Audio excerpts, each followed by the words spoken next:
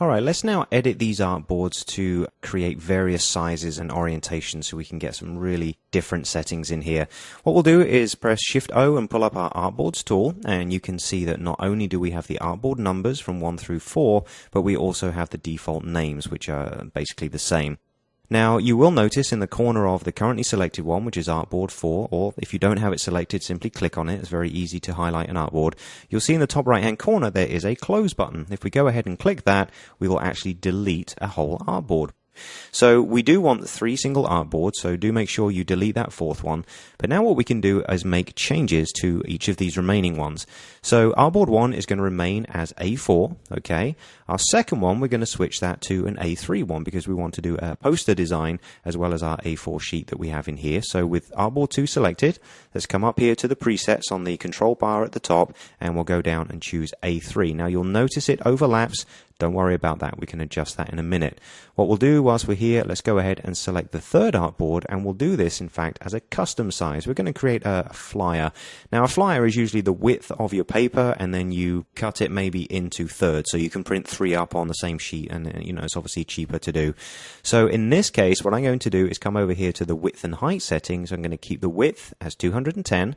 Make sure that the constrain option here is not turned on, okay? By default it shouldn't be, but if I click that, you can see the little lines appear on each side. That means it's constrained, so if I did change the height, the width would change as well. So we do want to make sure that's turned off. Now basically a third of 297 is 99, so I'm going to go ahead and key in 99 millimeters and just press return or enter to say OK, and you can see artboard 3 is now a custom size, so very cool and easy to do. Now the other thing about the Artboards tool, which is really nice, is we can then use it to drag and rearrange the layout of these artboards. So remember, this large grey area, it's our drawing board. We can position these wherever we want in relation to each other and work on them independently. So really what I want here is I want the A3 poster to be over on the left hand side. So I'm just going to move it a little bit over here. Now you'll notice the smart guides are working, we're intersecting, but you don't have to be defined by them. We can position this wherever we want to. Then what I'm going to do is take our A4 artboard 1 here and drag this over to the right and make sure we do align it to the top of our poster here. I like things that line up, so it's nice that we can do this.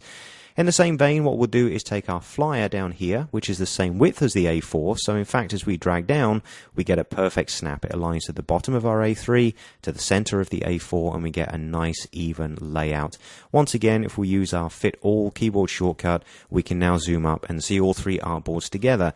Now you'll notice, despite the fact that we rearrange them manually, and this is essentially artboard 1, and this is 2, and this is 3, the numbers, essentially the pagination, even though it's not real pagination like in InDesign, but the pagination has not reset. That's something that we'll do in the Artboards panel in just a short while, but this gives you an idea of how we can set this up. Now once again, if we press the V key so we can go back to our selection tool, we've now got our 3 artboards in place. What we're going to do is create a second document here, because as well as doing a print campaign for this project that we're going to work on, we're also going to do a digital campaign, such as a homepage for a website, maybe some banners, and also an HD TV interstitial, if you like, for some broadcast advertising. So once again, Command N or Control N on the PC for a brand new document. And what we'll do this time is come to our new document profile, and let's maybe just go down to basic RGB for now. We're going to do 1 artboard, but we're going to change our settings here to pixels. It's all going to be web or broadcast based, so I'm going to specify this as pixels. And in fact, I'll do this as a custom size of 1280 by 720. Now I could go up here to the video settings and choose that, but I just want to show you how we can key these things in manually, so no problem there. Once again, double check the color mode. It's RGB, our size is good, pixels, 1 artboard. That looks pretty good to me. Let's go ahead and say OK. That will open up over the top. We only have 1 artboard. What we want to do now are create 2 more. Now, previously in the CMYK file, we generated multiple artboards at the start. Well, here, I've only created 1. How do we add them into the document? Well, what I'll do is zoom down a little bit so we can see more of our drawing board, if you like, and just move this over a bit. If we now switch over to our Artboards tool, okay, Basically, you can click and drag anywhere to generate more artboards. You don't need to specify them at the start. So anywhere over here on the right hand side, I'm going to click and drag and create 2 new artboards of completely random sizes. Okay. Now, based on what we already know, we can go into these now and make changes to the sizes. So I'm going to select artboard 2 here. Remember, we're in pixels and I want to specify, let's say this is going to be a home page layout for our website. So up here in the control panel, I'm going to say, let's do a width of 960 pixels and a height of 640 pixels. Okay.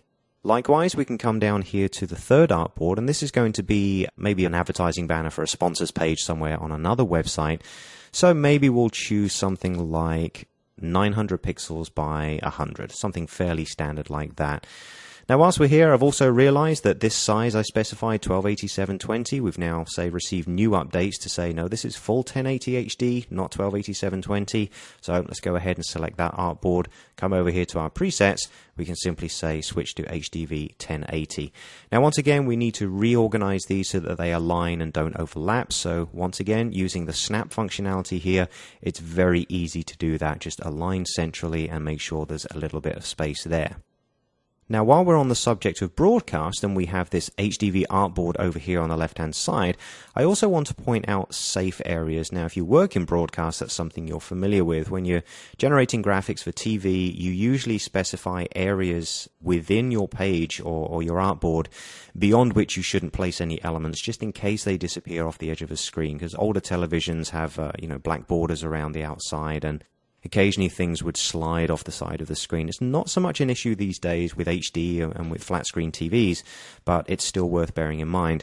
Well, knowing what these safe areas are is pretty good, and in After Effects and Photoshop you can have these as a default, but Illustrator also has them as well, and it's not really that well known. Up here, again in the control panel, there's a lot of options here, as you can see. We've got an option right here that tells us what our display functionality is. So if I click on the side of that, you can see we have the ability to show a center mark in any artboard. It doesn't have to be the one we've got selected. Crosshairs as well, and also our show video safe areas. Now, you can activate them individually if you want to. Let's say we wanted all 3 of them in here, just for safety's sake. We can click on the options here, and that will bring up all of the options for this entire artboard. So here, we could name it. We could choose a new preset, the size, the orientation, its overall position on the page, and here, the 3 display options I just mentioned. So if I just pull this to one side, we'll actually see this as it happens. Show the center mark. We see a little green area appear in the center there. Show the crosshairs to give us the centers vertically and horizontally, and also show our safe areas at the same time. Now, if I go ahead and click OK, you'll see that's applied to this artboard only. The other 2 stay exactly as they are. So I think this is very, very cool. Now, the reason I left a small space down here is we want to have 2 banners. We want to do maybe version 1 and version 2, 2 different designs inside this document. And I want to show you a really nice feature of sort of copying and pasting with artboards. So just for safety's sake, again, hit the V key to go back to our main selection tool. And what we're going to do is bring up our open dialog box. And once again, from our project files, we're going to choose a file to open. Now, this one is actually going to be in the Illustrator files folder. So make sure you go ahead and select that. And the first document you see here is called Banner Design. So pretty straightforward to understand what that is. Go ahead and select it and click Open, and that will open up this banner design which has already been created for us. Now, if you happen to get a warning that the linked file bannerpics.tif is missing, just go ahead and click Replace and navigate to the Images folder inside your Project Files folder, select the bannerpics.tif there, and simply relink it that way. Now, if I just zoom down a little bit on this, you can see it's basically the same as the area we've defined on the other page. And because I created this file, I can tell you it is exactly the same. So what we want to do is take these elements and put them into our other document. And I want to show you a pretty cool thing here.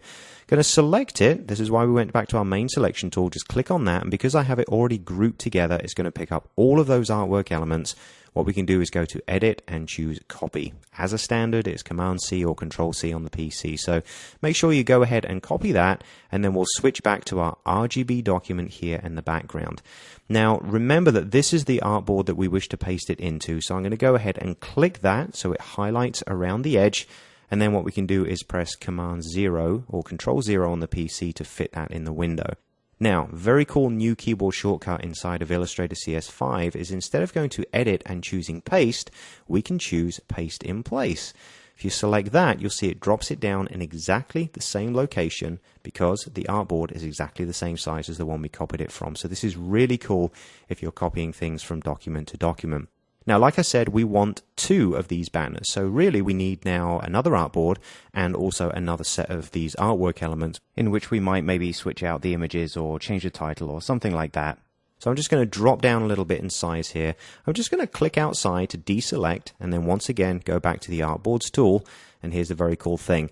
Positioning your cursor over that artboard, number 3, hold down the Option key or the Alt key on the PC and drag downwards. Now again, we've got the wonderful snap functionality as you can see by the green line, but importantly, 2 other things are happening here.